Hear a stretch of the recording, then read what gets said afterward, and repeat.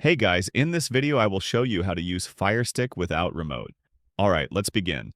If you have lost your Fire TV Stick remote, you can still control your device using your phone. All you need is a smartphone, whether it is Android or iOS. First, open the App Store or Google Play Store on your phone. Search for Amazon Fire TV and download the official app published by Amazon. Once the app is installed, open it. The app will ask for permissions such as Bluetooth, local network access, and notifications. Next, make sure your phone is connected to the same Wi-Fi network as your Fire TV Stick.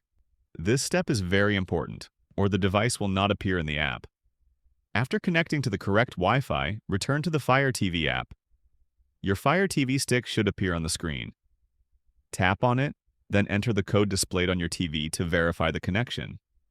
Once verified, your phone will work as a remote, including navigation, home, and play controls. So that's basically how you can use Fire Stick without remote. That's it for this video. Thanks.